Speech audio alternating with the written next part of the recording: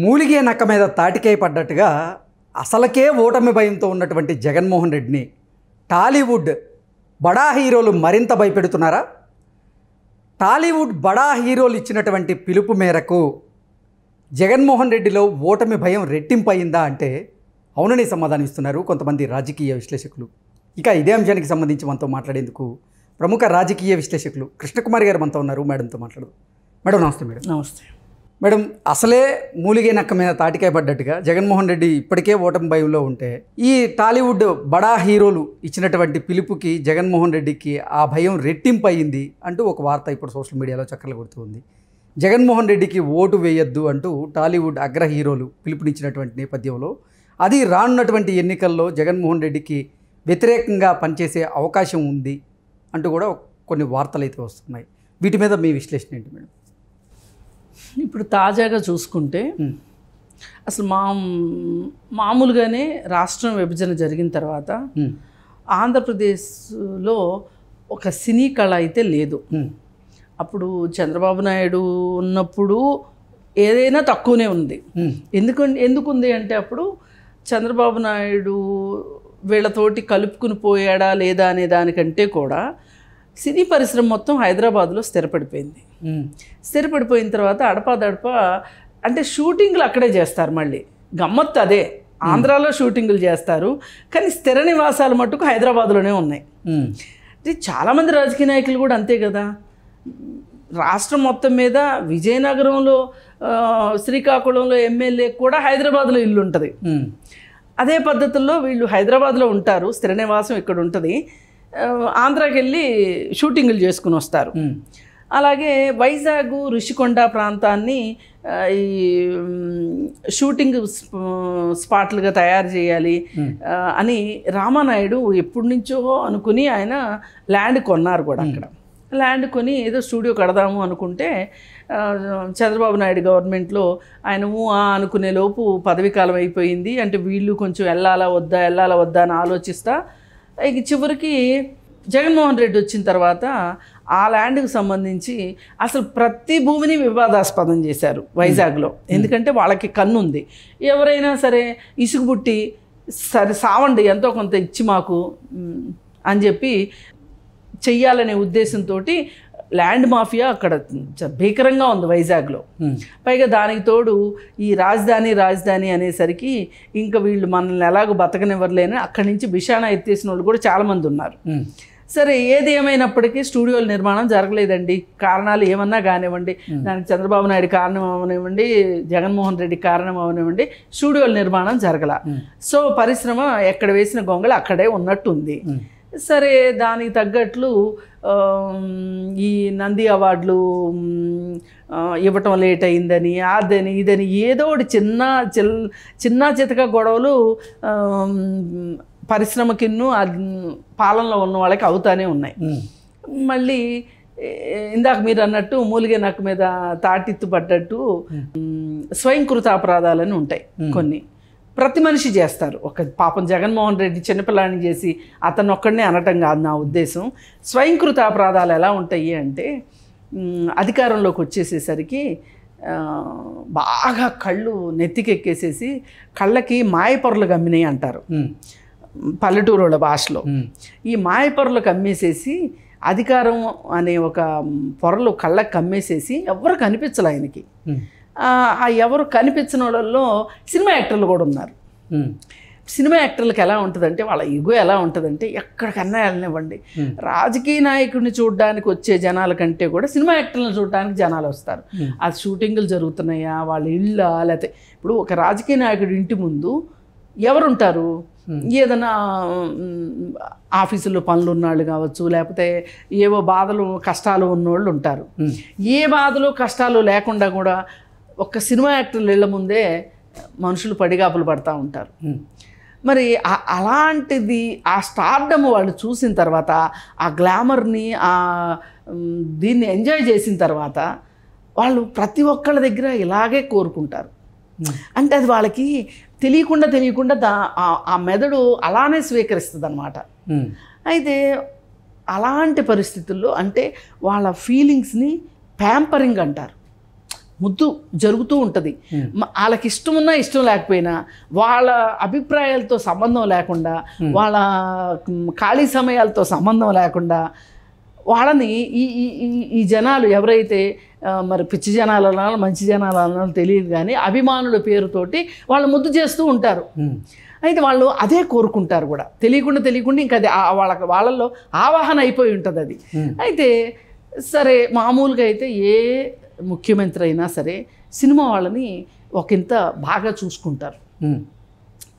అది వాళ్ళకి మనసులో గ్లామర్ అంటే ఇష్టం ఉండి కాదు, ఏమో ఎప్పుడు ఎవరితో ఏ అవసరం పడుతుందో, ఎందుకు వచ్చింది అనే ఉద్దేశంతో జాగ్రత్తగా ఉంటారు.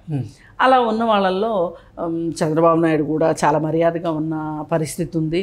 అలాగే వైఎస్ రాజశేఖర్ రెడ్డి గారు కూడా ఏ మాటకు ఆ మాట రాజకీయ నాయకులు, సినిమా యాక్టర్లతోటి మంచి సంబంధాలు ఆయన ఉన్నాయి. ఆయనకి మంచి సంబంధాలు. ఇప్పుడు నాగార్జున తోటి యాడ్లు ఇప్పించుకోవటం కానీ ఏదైనా కానీ, అంటే వీళ్ళు చెప్తే బాగుంటుంది. ఇప్పుడు అమితాబ్ బచ్చన్ పోలియో డ్రాప్స్ వేసుకోండి అని చెప్పి యాడ్ ఇస్తాడు. ఆయన డబ్బులు తీసుకుని చేయడు అది. కానీ ఎందుకు చేస్తాడు? ఆయనకి అదొక దేశం కోసం నేను ఏదో చేశాను అనే ఒక తృప్తి కోసం. కానీ నిజంగానే ఆయన పోలియో వేయించుకోమని చెప్తే చాలామందికి ఆయన మొహం తెలుసు. ఇప్పుడు ప్రధానమంత్రి మొహం కూడా తెలియకపోయినా ఆశ్చర్యపడక్కర్లేదు, కానీ సినిమా యాక్టర్ల మొహాలు అయితే ప్రజలకు బాగా తెలుసు. అందుకని వాళ్ళు అడ్వర్టైజ్మెంట్లు చేస్తూ ఉంటారు. అయితే ఈ ప్రాసెస్లో వీళ్ళు దీనికి అలవాటు పడిపోయి ఉన్నారు కదా, వీళ్ళని పోయినసారి తాడేపల్లి ప్యాలెస్కి పిలిపించుకొని జగన్మోహన్ రెడ్డి వాళ్ళని నడిపించాడు, ఫ్యాషన్ పెరేడ్ చేయించాడు. అది వాళ్ళకి చాలా కోపం వచ్చింది. మమ్మల్ని ఇలా పిలిపించి ఇలా చేస్తారా? మామూలుగా అయితే దగ్గర దాకా కార్లు వస్తాయి, ఏదో ఒక ప్రోటోకాల్ ప్రకారం వాళ్ళని రిసీవ్ చేసుకోవటం, అవసరమైతే సీఎంఏ రిసీవ్ చేసుకునేంత పరిస్థితి ఉంటుంది. ఏం నష్టమేముందండి? వాళ్ళు ఏమంత కాని వాళ్ళు ఏమన్నా జైలు నుంచి రిలీజ్ అయిన ఖైదీలా? కాదు కదా. అలా చేయకపోయాడు జగన్మోహన్ రెడ్డి. వెళ్ళిన తర్వాత కూడా చాలా ఓవర్ యాక్షన్ చేశాడు. లోపలికి వెళ్ళిన తర్వాత మాట్లాడే విషయాల్లో కూడా చాలా, అసలు ఇదేదో ఇజ్రాయెల్ కన్ను పాలస్తీనాకు మధ్య చర్చలు జరుగుతున్నంత సీరియస్నెస్ చూపించాడు అక్కడ. చూపిస్తే వీళ్ళు కూడా ముళ్ళ మీద కూర్చున్నారు. కానీ తప్పదు, అవసరం ఉంది, అతని చేతిలో పనులు ఉన్నాయి. ఏంటి అంటే టికెట్ రేట్లు తగ్గించిన సందర్భం అది. మరి టికెట్ రేట్లు తగ్గిస్తే కనుక, వసూళ్ళు పడిపోతే కనుక మళ్ళీ అది ఎక్కడికి వెళ్తుంది? వెళ్ళి హీరోల రెమ్యూనరేషన్ దగ్గరికే వెళ్తుంది. అందుకోసం అని చెప్పి వాళ్ళు ఏం చేశారు అంటే మాట్లాడటానికి వెళ్ళారు. అవసరం అంది కదా, పోనీ లొంగుందాం, పోనీ అని వాళ్ళు సర్దుబాటు చేసుకుంటే ఆ తర్వాత అంతకుముందు పవన్ కళ్యాణ్ సినిమాకి రేట్లు తగ్గించటం, రామ్ చరణ్ సినిమాకి రేట్లు పెంచటం, మళ్ళీ జూనియర్ ఎన్టీఆర్ సినిమా టైం అప్పుడు రేట్లు పెంచటం, ఇలా ఒక 3 ముక్కలాట అలవాటు అయిపోయి ఆయనకి. ఆయన కూడా 3 అగ్ర హీరోల మధ్యలో 3 ముక్కలాడటం మొదలెట్టేసరికి ఇది కాస్త వాళ్ళు సినిమా వాళ్ళు వాళ్ళకి అభిమానుల విషయంలో వాళ్ళకి ఎన్ని తగాదాలు ఉన్నాయి అప్పటికీ, ఏదైనప్పటికీ కూడా మళ్ళీ వాళ్ళంతా ఒకటే. వాళ్ళు ఆ మాట కూడా చెప్తుంటారు, అరే మా కోసం కొట్టుకు చావబాకంటారా, మేమంతా ఒకటేరా అని. అయితే ఇక వాళ్ళు మనసులో బాధ పెట్టుకున్నారు. ఇది సరిపోనట్లు ఇంకొంచెం ఓవర్ యాక్షన్ ఏం చేశారంటే, పవన్ కళ్యాణ్ని దెబ్బతీస్తున్నాము అనే ఒక ఉద్దేశంలో వాళ్ళు సాక్షాత్తు రాజ్యసభలో విజయసాయిరెడ్డి చర్చ పెట్టాడు, ఈ హీరోలకి ఇంత రెమ్యూనరేషన్ ఎందుకు ఇవ్వాలి అని. అసలు ఇప్పుడు ఈయన ఎవరి తరఫున వకాల్తా పట్టుకున్నాడు? ఇప్పుడు సినిమా ఇండస్ట్రీ అంటే మీకు ఏదో ఒక 4 హీరోలు, లేకపోతే 4 ప్రొడ్యూసర్లు, 4 డైరెక్టర్లు కనిపిస్తారేమోగా. కానీ మీకు అర్థం కావాల్సింది ఏంటి అంటే, 24 క్రాఫ్ట్స్లో ఉండే కార్మికుల దగ్గర నుంచి థియేటర్ల దగ్గర బడ్డీ కొట్లు పెట్టుకుని జీడీలు అమ్ముకునేవాళ్ళు, బజ్జీలు అమ్ముకునేవాళ్ళు, ఒక్కపడి అమ్ముకునేవాళ్ళు, మొక్కజొన్న కండీలు అమ్ముకునేవాళ్ళు, అంటే వీళ్ళని కాదు వాళ్ళని కాదు, ఇంకా మరీ మాట్లాడాల్సి వస్తుంది, దొంగ టికెట్లు అమ్ముకునేవాళ్ళు అందరూ ఆ పరిశ్రమ మీద ఆధారపడి ఉన్నారు. అందుకే దాన్ని పరిశ్రమ అన్నారు, సినిమా ఇండస్ట్రీ అన్నారు. మరి ఆ ఇండస్ట్రీలో నువ్వు తీసుకునే ఒక పిచ్చి నిర్ణయం వల్ల అంటే చాలామంది తొగ్గులకు అనకుండా జగ్గులకు అంటున్నారు కదా, నీ జగ్గులకు విధానాలతోటి నువ్వు పవన్ కళ్యాణ్ మీద నీ కోపం అది అందరి మీద వేసి రుద్దటం అనేది ఏదైతే ఉందో దాన్ని సినిమా యాక్టర్లు జీర్ణించుకోలేకపోయారు. సో వాళ్ళు టైం కోసం ఎదురు చూస్తూ ఉన్నారు. సరే ఎన్నికలు రాకపోతాయా, మా అవసరం పడకపోతుందా, అప్పుడు చూసుకుంటాం నీ సంగతి అని చెప్పి ఆగి ఆగి ఆగి ఇప్పుడు వేశారండి అణుబాంబు జగన్మోహన్ రెడ్డి మీద. లాస్ట్ మినిట్ వరకు ఎవరు ముందు పిల్లి మెడలో గంట కడతారా అని చూశారు. చిరంజీవి పిల్లి మెడలో గంట కట్టాడు, 5 కోట్లు డబ్బులు ఇచ్చాడు, ఒక వీడియో రిలీజ్ చేశాడు, 11వ తారీఖు నేను పిఠాపురం వెళ్తున్నాను అని చెప్పి అనౌన్స్ చేశాడు. దాంతో ఇంకా ఒక్కొక్కళ్ళు బయటకు వచ్చారు. బయటకు వచ్చి అందరూ సంఘీభావం తెలిపి ఇప్పుడు జగన్మోహన్ రెడ్డికి వ్యతిరేకంగా అంటే వ్యతిరేకం అంటే ఇంకెవరున్నారు అనుకోరు, కూటమే కదా, కూటమికి ఇండైరెక్ట్గా జిందాబాద్ కొట్టేశారు వాళ్ళు. అంటే ఇక వాళ్ళు ఒక పెద్ద విజిల్ వేశారు.